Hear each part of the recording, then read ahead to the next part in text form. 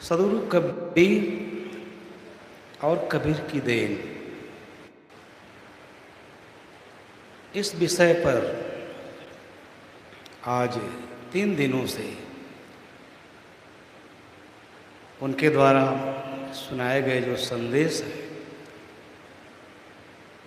उस पर बड़ा ही मार्मिक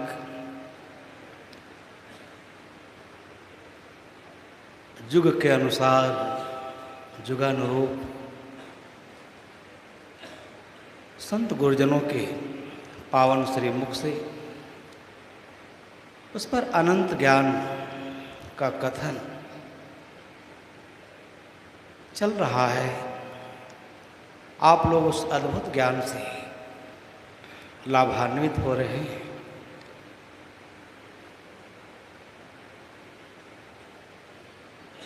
जीवन एक ऐसा विषय है जिस पर भारतीय चिंतन धारा में बहुत गहन गंभीर चिंतन किया गया है।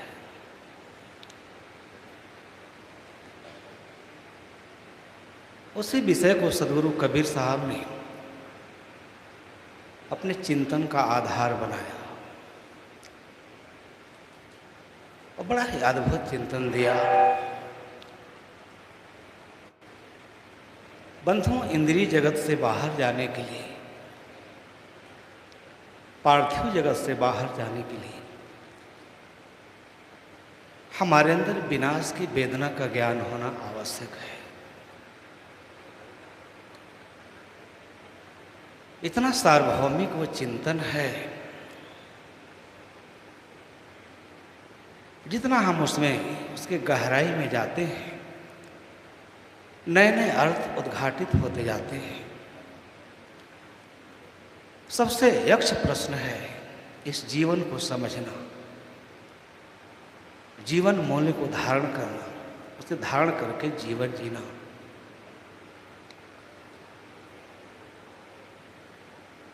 ईसा पूर्व 8वीं से 2री शताब्दी तक दुनिया के इतिहास में एक महत्वपूर्ण युग रहा है।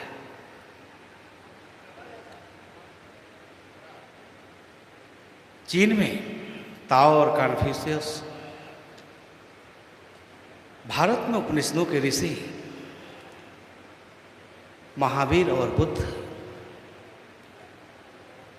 ईरान में जरथुस्त्र, जूडिया में नबी, यूरोप में पाइथागोरस, अफलातून, अरस्तु, इन सब चिंतकों का ध्यान जड़ प्रकृति से हटकर मनुष्य की आत्मा की तरफ दिखाई देती है। बुद्ध और महावीर उसके भारत में प्रतिनिधि हैं। इस पर बहुत कार्य किया उन लोगों ने, लेकिन उस सरणी में बहुत सारी भूलें थी। मनुष्य की आत्मा जो संसार की सारी सभ्यता का आधार स्तंभ तत्व है, उस पर कहते सुनते भी अस्पष्टता का अभाव दिखाई देता है।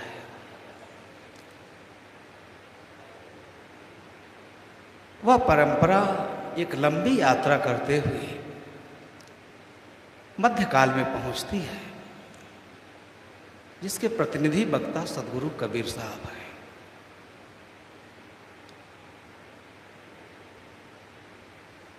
उनके चिंतन की आधारशिला क्या है? इतिहास के लिए, व्यक्ति के जीवन के लिए, हमारी समझ के लिए बड़ा महत्वपूर्ण विषय है। सदगुरु कबीर साहब ने अपने चिंतन में मानव आत्मा को बड़ी मूल्य प्रदान दी, बहुत विशेषता प्रदान किया।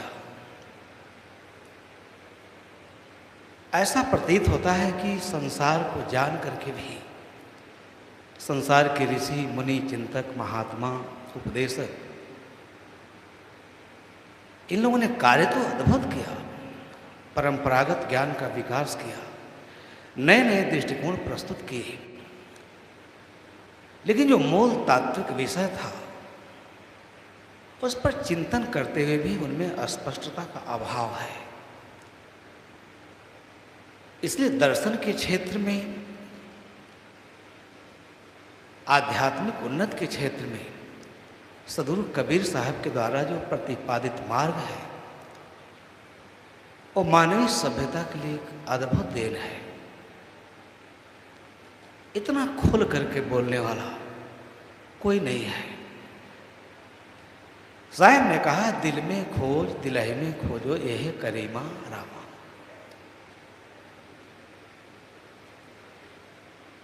बड़ा अद्भुत विषय है। मनुष्य के हृदय में एक ऐसी गुप्त सत्ता का निवास है जो उसके आत्मा के बाहरी स्थूल पदार्थों के जाल से मुक्त कर सकती है, पार्थिव वासनाओं से दूर कर सकती है। तब वो अपने रहने वाले उस अमृत तत्व का उसे बोध हो सकता है, ज्ञान हो सकता है। यही आध्यात्म का विलक्षण विषय है। और इसी पर सद्गुरु कबीर साहब ने बहुत जोर दिया। लेकिन ये संभव कैसे है, इसकी उपलब्धि कैसे हासिल होगी, कैसे हम इसे प्राप्त करेंगे, कैसे हम जानेंगे? यह मार्ग दुनिया के धार्मिकों ने उस मार्ग को अवरुद्ध कर दिया। इसलिए आज एकेडमिक जगत में सद्गुरु कबीर साहब को बड़ी गंभीरता से लिया जाता है।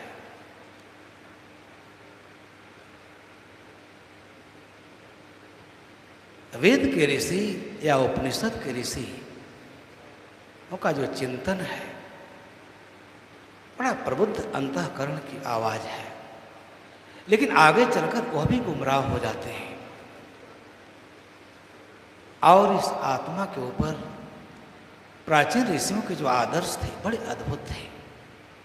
मोहनजोदड़ो और हड़प्पा की सभ्यता के बाद जिन अवशेषों में, प्रतिमाओं में, प्रतिमानों में जो लक्षण दिखाई देते हैं वो ये है कि आदर्श श्रेष्ठ पुरुष वह है जो भौतिक द्रव्यों पर आत्मा का आधिपत्य स्थापित करता है,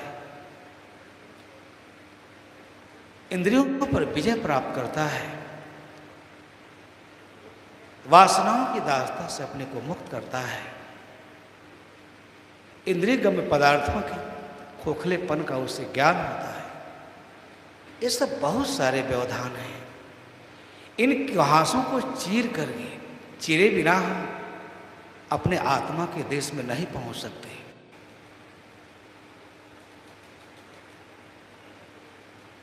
यही सद्गुरु कबीर साहब की धर्म संचेतना का सुंदर विषय है। जो कोई भी उसे पढ़ता है वो मंत्र मुग्ध हुए बिना नहीं रह सकता। यह विषय इसलिए रमणीय है कि दुनिया के बड़े बड़े दार्शनिकों ने इस आत्मा के उद्धार के लिए ईश्वर, परमात्मा, देवी, देवता, इतना प्रपंचों का जाल खड़ा किया। कर्म कांड, उपासना, इस सब अंधकार में टटोलने जैसी बात है। सद्गुरु कबीर साहब ने उस सारे बंधनों को तोड़ करके मनुष्य के सामने एक ऐसा लक्ष्य रखा। उनका चिंतन एक ऐसा नवीन आध्यात्म का मार्ग है, इसमें सारी स्वार्थ परक इच्छाएं मिट जाती हैं, उसके साथ सारे भय और वासनाएं भी। यही काल की अधीनता से मुक्ति का मार्ग है। इस पर चलकर व्यक्ति काल के अंदर जो कालातीत है उसका अनुभव करता है। ये बड़ा दुर्लभ विषय है और इसी को सद्गुरु कबीर साहब ने अपने चिंतन का माध्यम बनाया। उस पर चल करके संसार का कोई व्यक्ति अपना आत्मोद्धार कर सकता है। यह घोषणा करके कि मनुष्य स्वयं अपना भाग विधाता है, अपना भाग निर्माता है।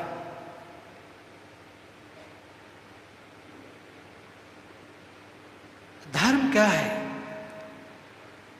जिसे हम बाहर से ग्रहण करते हैं, धर्म शास्त्रों से ग्रहण करते हैं, अपने दैनिक जीवन में अपनाते हैं, वो धर्म नहीं है।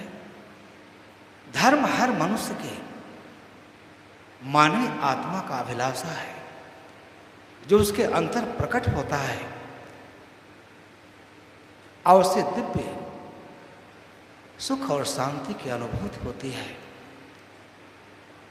जब हम अपने अंतरात्मा की गहराई में उतर जाते हैं,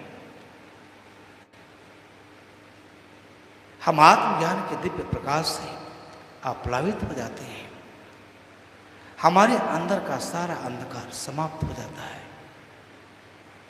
इसलिए धर्म हमारे अंदर, धर्म का उद्घाटन हमारे अंदर होना चाहिए।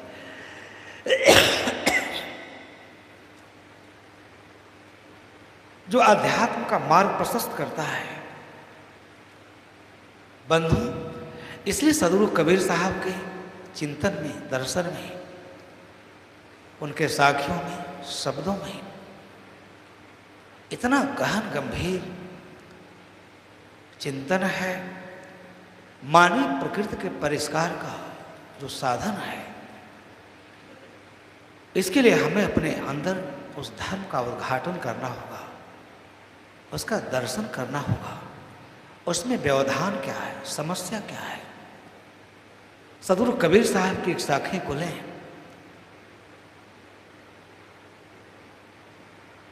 हम जीवन पर्यंत सत्संग करते हैं, शास्त्रों का अध्ययन मनन करते हैं, चिंतन करते हैं।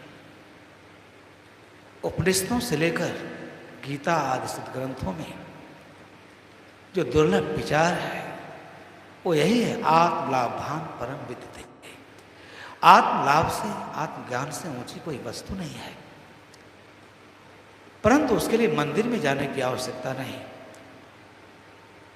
आपने देखा होगा, कुछ उच्चतम दशा को पाने के लिए हमारे इतनी दुर्धर्ष तपस्याओं की व्यवस्था है कि लोग अपने जीवन को ही, ये जो दुर्लभ साधन है मानव का शरीर, उसको घोर यंत्रणा के हवाले कर देते हैं।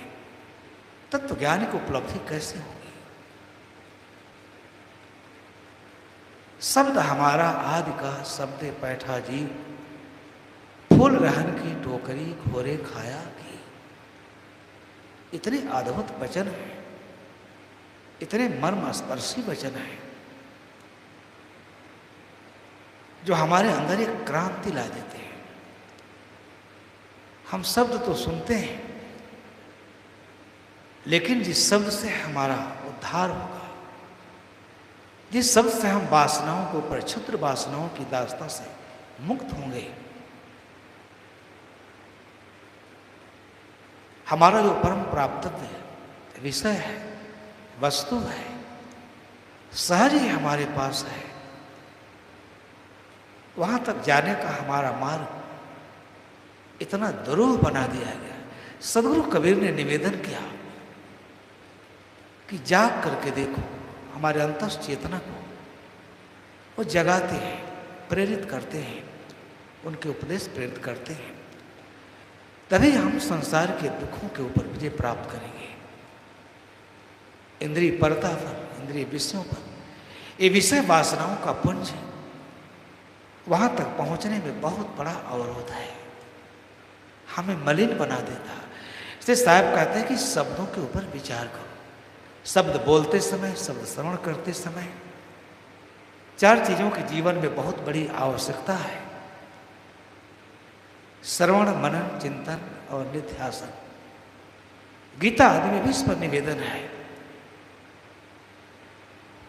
परिप्रश्ने तद विधि प्रणिपाते परिप्रश्न सेवा। गीता कहती है किसी चीज को ठीक से पहले सुने, ग्रहण करें।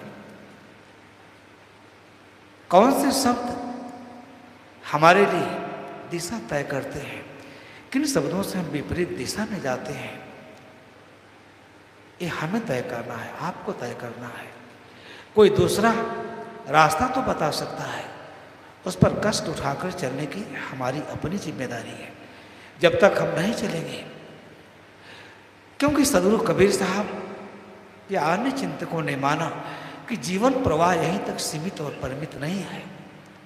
वर्तमान जो जीवन है वो लोकोत्तर जीवन का कारण है। इसमें अच्छे संस्कारों के संचय से ही हमारा जीवन कृतार्थ होगा। इसलिए साहब कहते हैं कि शब्दों के सुनते सुनते भी हम अपने लिए अच्छे शब्दों का चयन नहीं कर पाते हैं। अच्छे शब्दों हैं जिनसे हमारे अंदर अच्छे संस्कारों का सृजन होता है।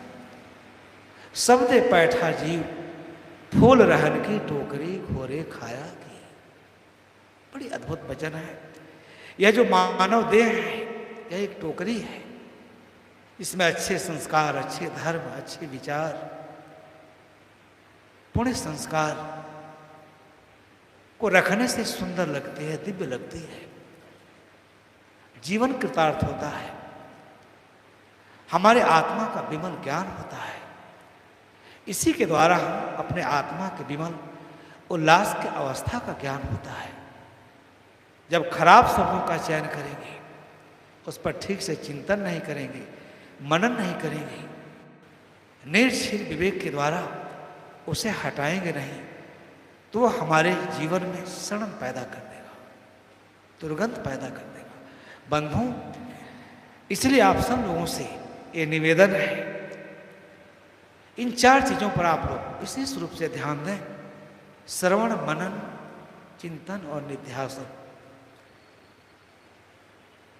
ये मनुष्य जीवन को कृतार्थ करने का और आत्मा के विमल उल्लास के अवस्था का ज्ञान प्राप्त करने का ये अद्भुत साधन है।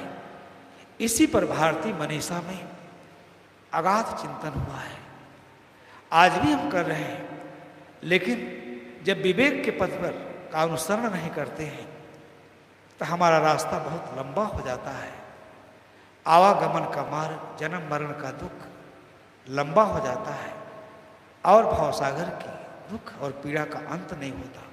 इसलिए आज इस देह में हम सभी लोग जगह साहेब ने मानव देह, मानव जीवन में जो अवसर मिला है, इसकी बड़ी भूरी भूरी प्रशंसा की है।